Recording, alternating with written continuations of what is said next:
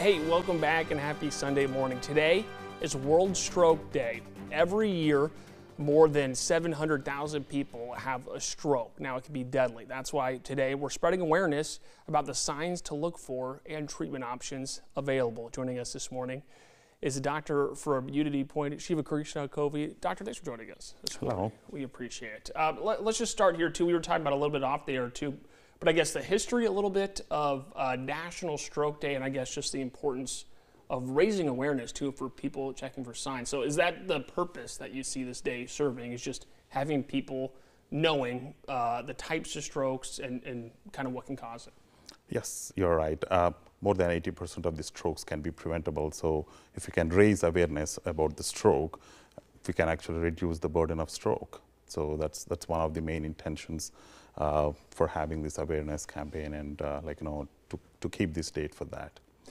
And as a doctor too, how would you say the awareness in terms of people coming in that may have had symptoms leading up to a stroke that they were not aware of? What do you think the awareness is for people here in central Iowa of what even like the symptoms are, precursor to a stroke? Yeah, so the awareness in some of the urban pockets, it's pretty good because of a lot of efforts from AHA, ASA, and Mission Lifeline, and individual hospitals. We are trying to push this awareness. But there are some pockets, like especially the rural pockets and underserved population pockets, where still people kind of struggle to understand about the stroke and the symptoms about the stroke, and we are trying to promote the awareness in those communities especially. And that's kind of what we were talking about too during the break. I mean, that's kind of your emphasis too, for days like this, for national days like this, is for the underserved communities too, to kind of know what the symptoms and precursors are. Yes, for everyone, and especially for the underserved communities, and they should understand, because there are a lot of stroke treatment options available. We can actually treat some of those strokes if they come within the time window. That's why we sometimes campaign Time is Brain. If you come as early as possible to the nearest hospital, or if you go to the nearest any healthcare facility, there might be an option for you to treat those strokes. And what are some signs of a stroke? Yeah, so there are stroke. There is a sudden change in neurological status of the patient, either due to occlusion of brain blood vessel or sometimes rupture of brain blood vessel. Anything, but usually we give a mnemonic, BEFAST, B-E-F-A-S-T. B means balance. If there is any change, sudden change in the balance, and means like they have trouble maintaining the balance, they'll be leaning one side or the other side, they can't walk properly. Then E means vision loss. There will be a sudden change in the vision. They can't see, or they might be seeing double, those kind of signs. And sometimes the F means facial weakness or facial droop.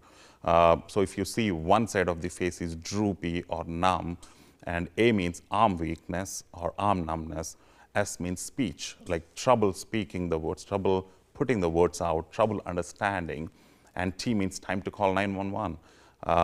As we always say, time is brain. Every minute you'll be losing around 2 million of neurons and 14 billion of synapses every minute. So you should be as fast as you can, reaching any healthcare facility for help. Yeah, time is of the essence, that's for sure. We just have that acronym up there for you too, so we appreciate you breaking that down. You went over it too, warning signs, but how does a stroke impact the overall body? So it can impact physically, it can impact mentally, and both are pretty much related. Depends on the location of the stroke, depends on the size of the stroke, depends on the person's comorbidities, like whether they have prior hypertension, whether diabetes, or whether they have any cholesterol issue, or if they're smokers. So it depends on their comorbidities, the stroke severity can vary. So with strokes, with large strokes, they might end up having complete one side paralyzed, and sometimes they still had trouble putting the words and speaking. They might end up with that. And because of that, there will be chemical changes in the brain because of the stroke itself, and that can lead to mental depression, anxiety, and mood disorders, and sometimes just an emotional response to the stroke can cause these psychological changes. So it is burdening for both physically and mentally for the patient. And then last question for you. Appreciate your time this morning. It's kind of a two-hitter. Who do strokes primarily affect? I mean, obviously it can impact everybody, but who are most prone to it? And then are strokes preventable too? What are some ways nowadays that you can prevent or be proactive about it? So stroke, it's a disease of aging, people used to call it, but now I think even in young people we are seeing strokes. So one in kind of like 4 above the age of 25, they can experience stroke in their lifetime. So it's that severe it is. And after 55, every decade you are actually doubling the risk of stroke. So I would say any age group, and especially age beyond 50, you should be at risk of stroke if you don't control your risk factors. And you asked a very excellent question, like how to prevent strokes. As I said previously, like 80% of the strokes can be preventable as long as you maintain your blood pressures, and if you quit smoking and move, and mobility, like having a persistent daily exercise. All these things can help prevent strokes. And checking at least yearly physical, check your blood pressure, check your how is your A1C, how is your diabetes, how is your cholesterol, and if you have smoking habits, I think this is a time to quit.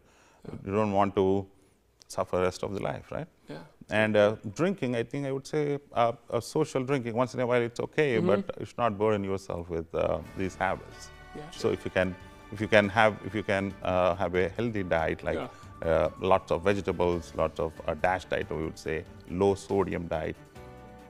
If you inherit these kind of healthy habits, you can actually prevent a lot of strokes. It's a good reminder for everybody out there too here on National Stroke Day. Dr. Covey, thank you for taking the time to chat with us this morning. We really do appreciate it.